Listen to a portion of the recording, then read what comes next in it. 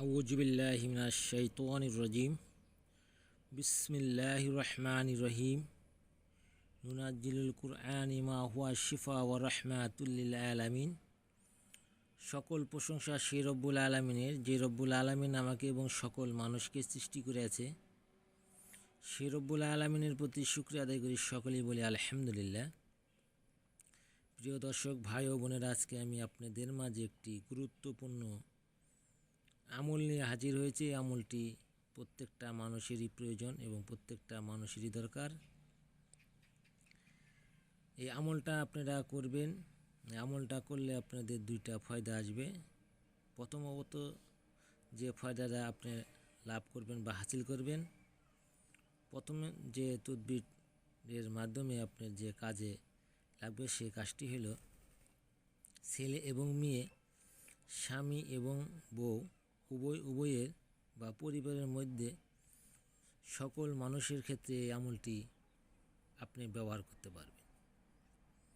এই আমল দ্বারা পরকীয়া এবং ছেলে অবৈধ সম্পর্ক এবং স্বামীর অবৈধ সম্পর্ক, স্ত্রীর অবৈধ সম্পর্ক এবং এই অবৈধ সম্পর্কের যে ফাঁদ মানুষের পেতে মানুষের সংসারটাকে ধ্বংস করে দিচ্ছে, সেই অবৈধ ফাঁদকে ভেঙে দেওয়ার জন্য এই তদবিরটি অত্যন্ত কার্যকারী এবং পাওয়ারফুল।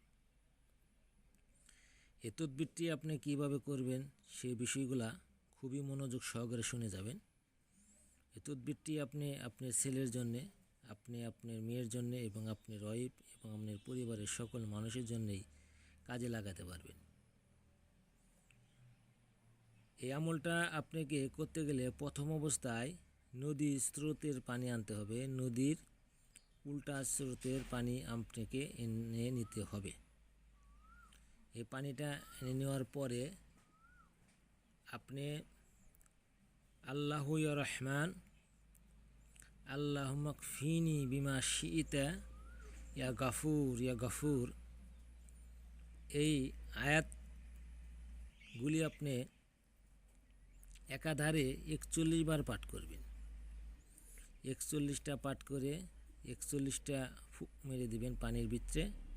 ফুক মেরে দিয়ে ওই পানিটা যে অবৈধ সম্পর্ক করেছে বা তার শাস্তিকে বিচ্ছেদ করার জন্য এবং তাকে অবৈধ সম্পর্ক থেকে ফিরে আনার জন্য এই তদবিরটি আপনি করতে পারেন। এবং ফুক মেরে দেওয়ার পরে যে পানিটুক থাকবে, সেই পানিটুক আপনার যে অবৈধ সম্পর্ক করেছে তাকে আপনি খাওয়াই দিবেন একাধারে 7 দিন, এবং এই পানি দ্বারা তাকে গোসল ধোয়াই দিতে হবে। সে যখন গোসল করবে তখন আপনি বালতি বা বলের ভিতরে পানি একটু করে ঢেলে দিবেন। এভাবে 7 দিন তাকে তদবির করলে সে আপন ইচ্ছায় সে অবৈধ সম্পর্ক থেকে ফিরে আসবে এবং আপনার দুশ্চিন্তা কেটে যাবে।